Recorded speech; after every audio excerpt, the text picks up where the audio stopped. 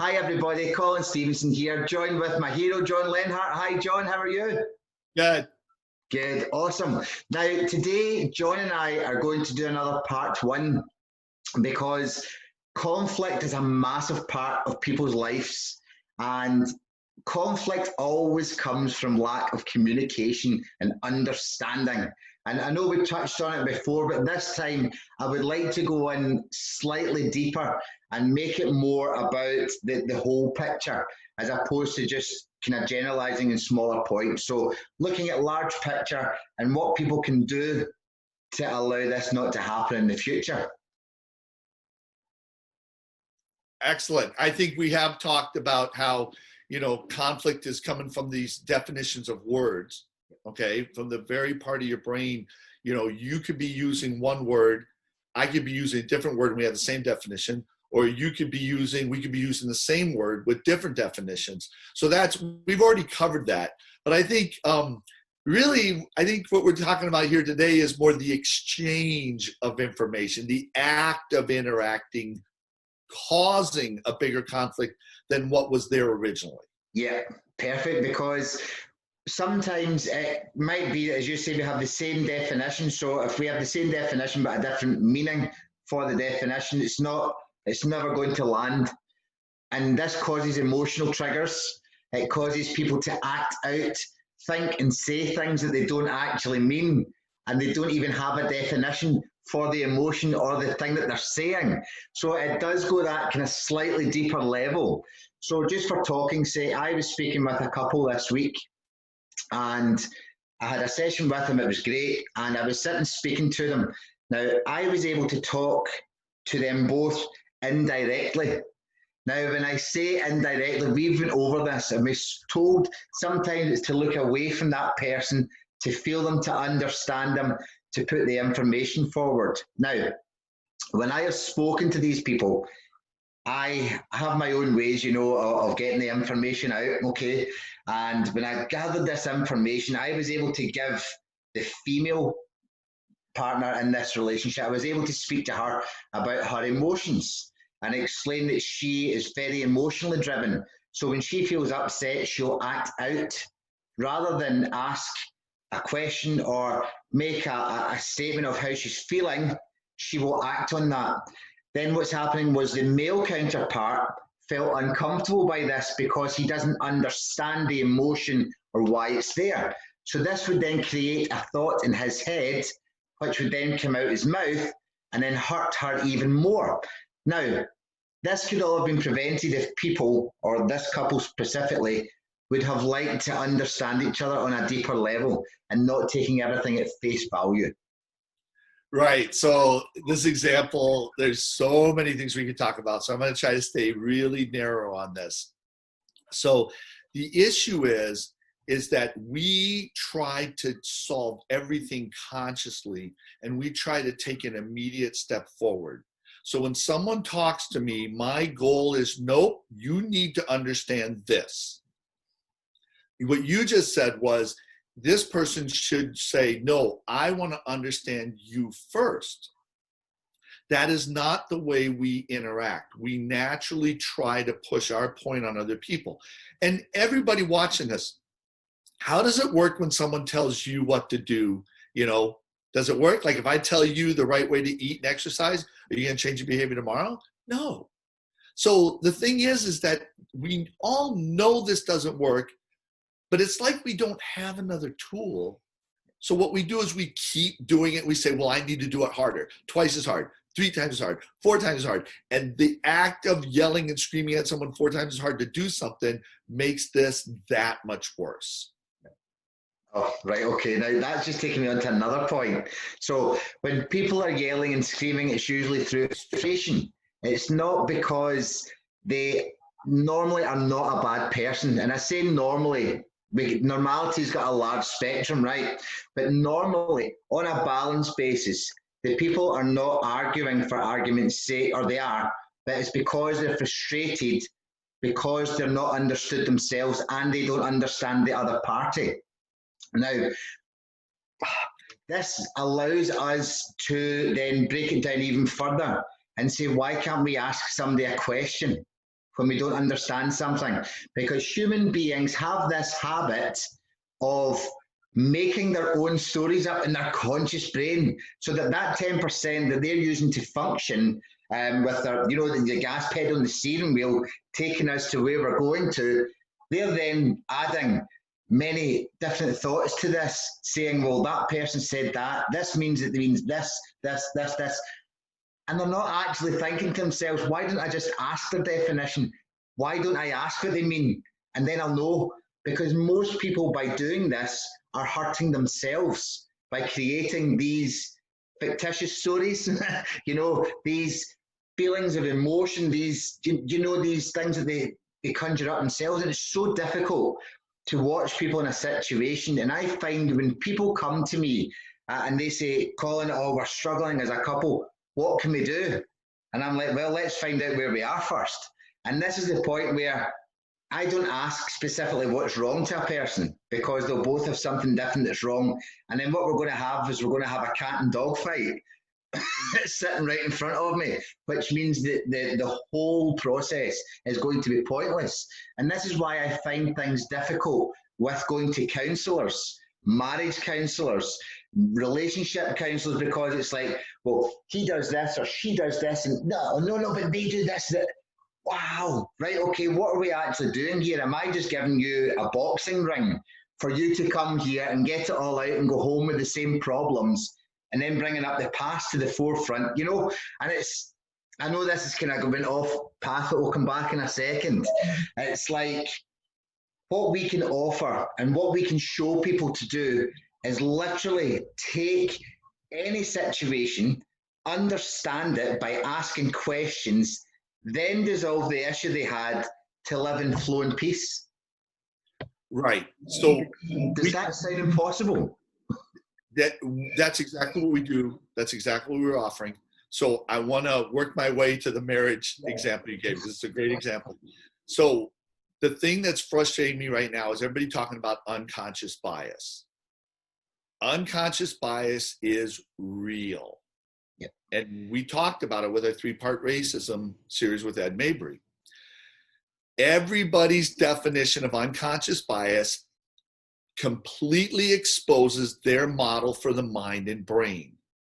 So what's happening is because unconscious bias is real, all these people are rushing out and giving unconscious bias training, and their model is wrong.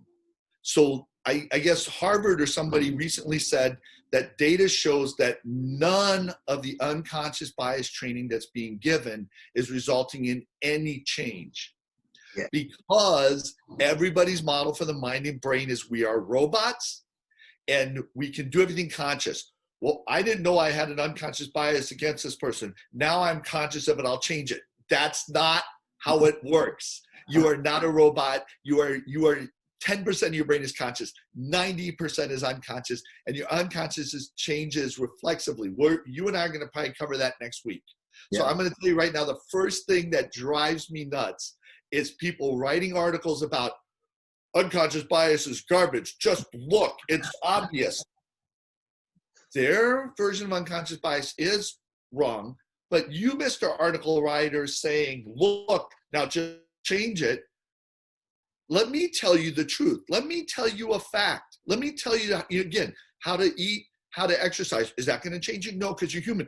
Furthermore, what is your model for the mind and brain? Would you pay a mechanic to fix your car if he couldn't explain how the car worked?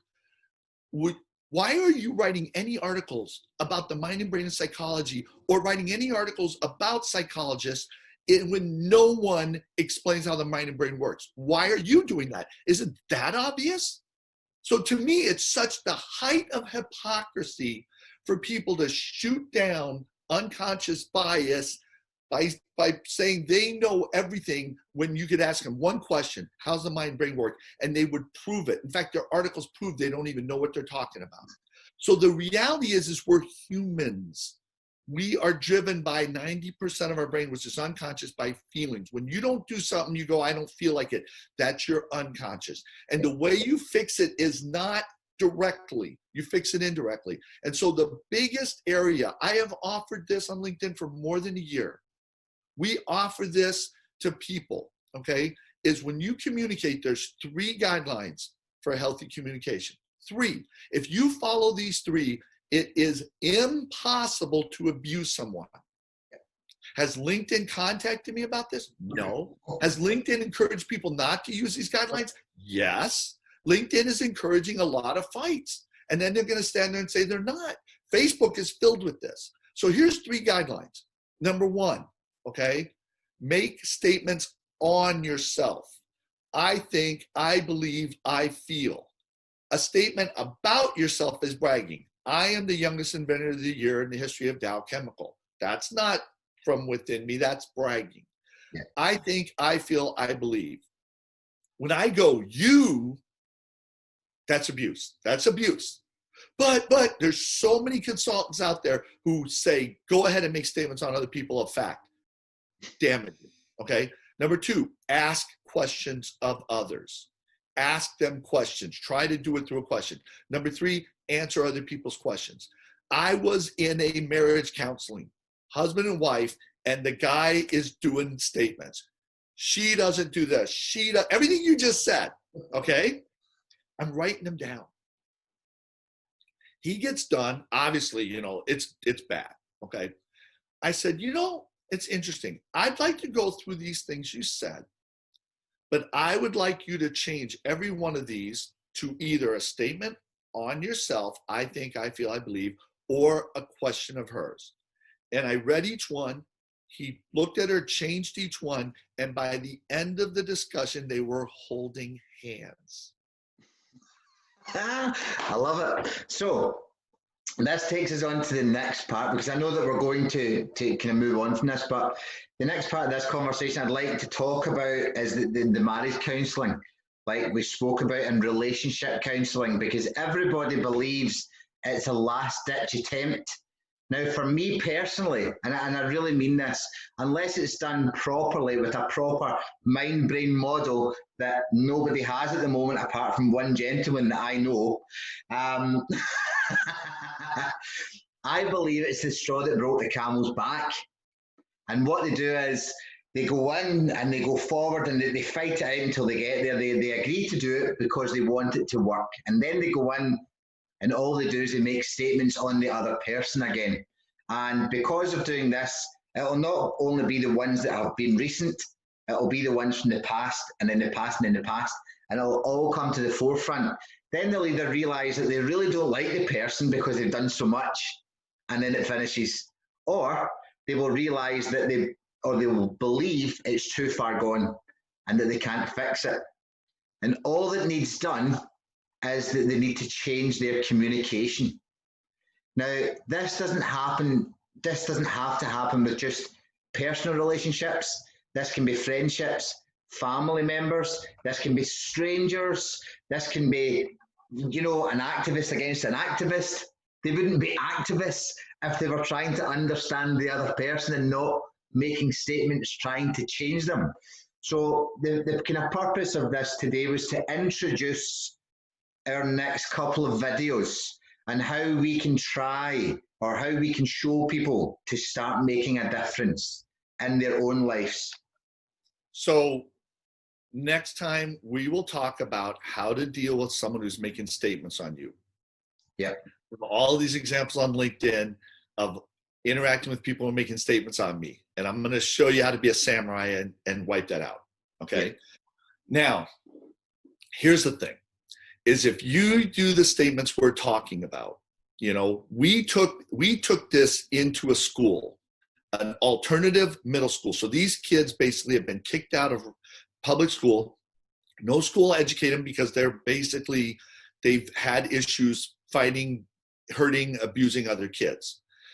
And we taught them these 3 guidelines, and we play a little game. Jonathan plays a little game. And when they play the game, during the game, they are peacocking.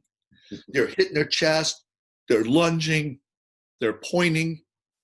Everything in their bodies is trying to fight.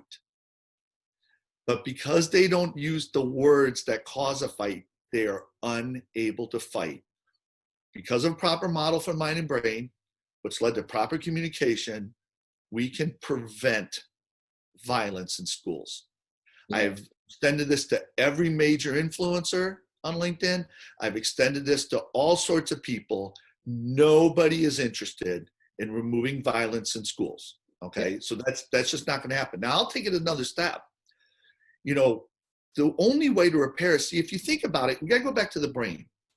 So mom and dad are fighting in the kitchen over the garbage. And what's happening is garbage is a dendrite in the brain. There's a dendrite with the word garbage, and there's this connecting fact, you know, this incident of taking out the garbage and standing and fighting in the kitchen, and there's this real negative emotion. And this branch becomes so big that when someone says garbage, they instantly feel this negative emotion before they can adjust their feeling. That's what unconscious bias is. I had a really bad incident with my spouse over taking out the garbage.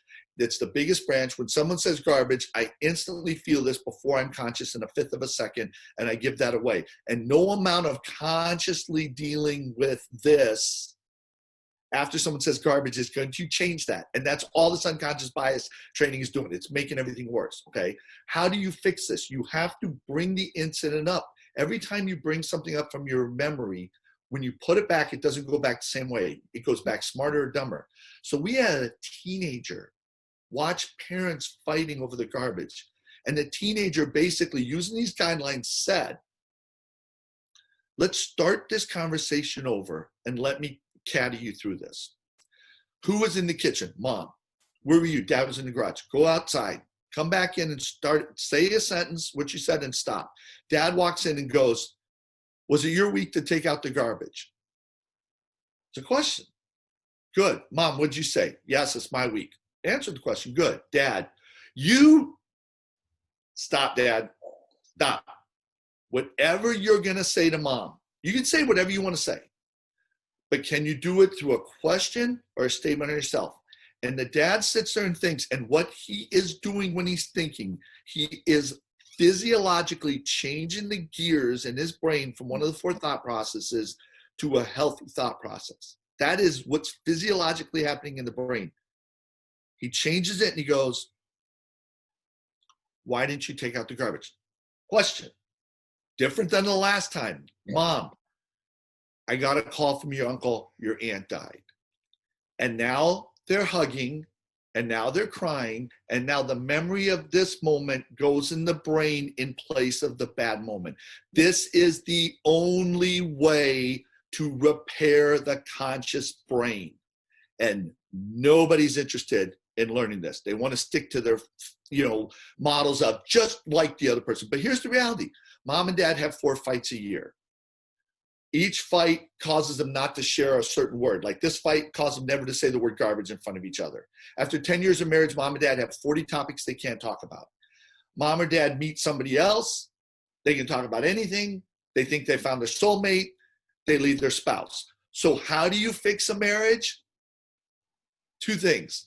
Number 1 is you go through those conflicts and use these guidelines to repair the brain. Number 2, there are spouses that have done so many horrible things to each other, they think there's no way of repairing it, okay? So now it helps when you have a model for the mind and brain. And what we have done is we have said to people, okay, let's help you to get healthy. We help them get healthy. We help them interact in a healthy way. When we know they interact with a healthy way, we have them rename each other. Mm-hmm. So what can happen is if you got a guy here whose name is David, now that he's dealing with her healthy, she can now call him Dave. That's a different tree. Yeah. Dave, she can start building a new tree with these positive, and David is the guy that hurt her. And I've said this to people. I've said to her, so what are you going to do? You're going to leave him. You're going to go meet another guy. You're going to build a tree on this guy. It's all going to be positive. What if that guy abused his spouse the same way David abused you? Yeah. Why doesn't that bother you? Because it didn't happen to me. So you're just going to get another guy who's doing the same thing, but because it didn't happen to you, it didn't happen. It's the same as this person, but now you know this person has changed, and now you rename them. And that's how what parents do to their kids. Especially moms, they love their kids. So, but when they're mad at them, they don't want to call them by their first name and have a negative emotion on that tree. So they call them by their full name, because there's a whole different tree with their full name. And that's the tree where they hang all the moms are smart enough to hang all the bad emotions on those trees. So there's ways to save these marriages if you understand how the mind and brain really work. Yeah, that's amazing. Now, just to wrap it up, talking about what you talked to middle school children, right?